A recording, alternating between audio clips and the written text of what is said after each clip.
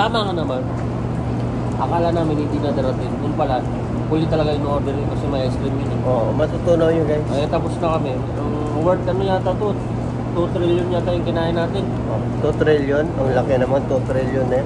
Yan. So, eto ating salad na to, inarbis pa sa ano, sa ito, ubos na yung kinain namin guys, so wala na. Sarap. Alam mo, dalawa na lang kakakulang ko eh. Jowa, nakaasawa. Jowa daw, nakasawa. Isa-isa lang. Pag wala yung kasawa, may jowa. At sa mga magtatanong dyan, wala pa po talaga akong girlfriend. Mukha lang akong tatay. Gusto mo, anakan kita.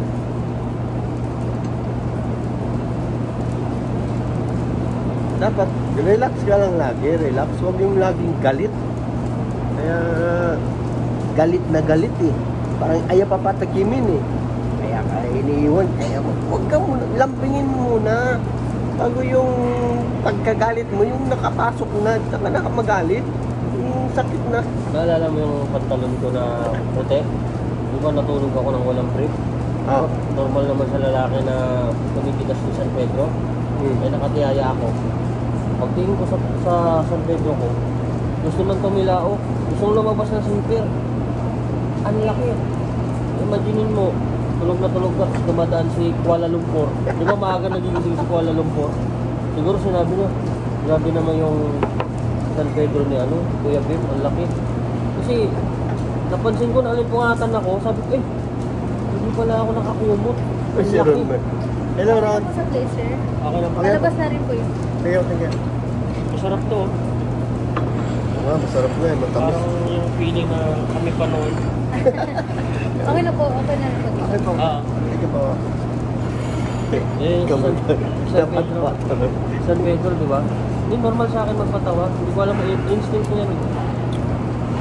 Normal talaga sa akin magpatawa. Kaso wala yung sarili ko, hindi ko kayang pasayahin. Alangan naman lagi ko salsalin yung sarili.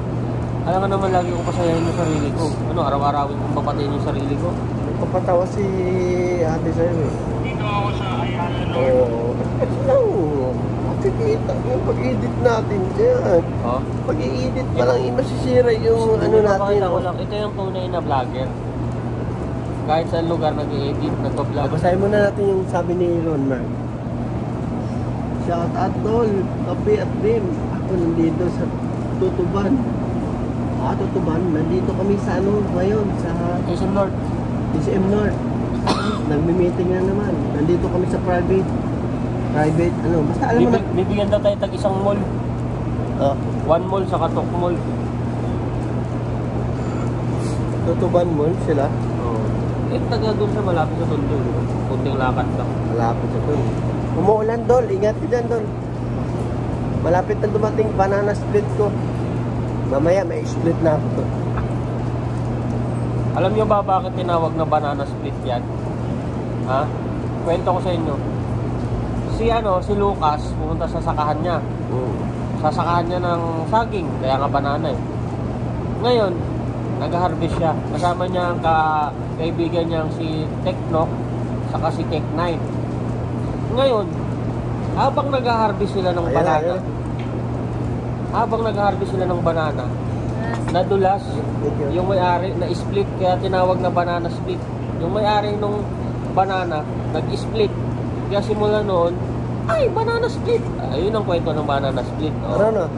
Ay, may pahabol banana split Yan sarap po.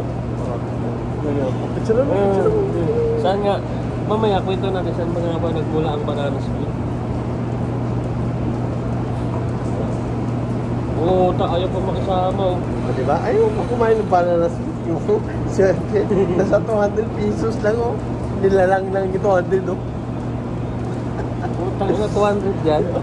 268 ayun banana split kayo dyan pagpaswerte ayan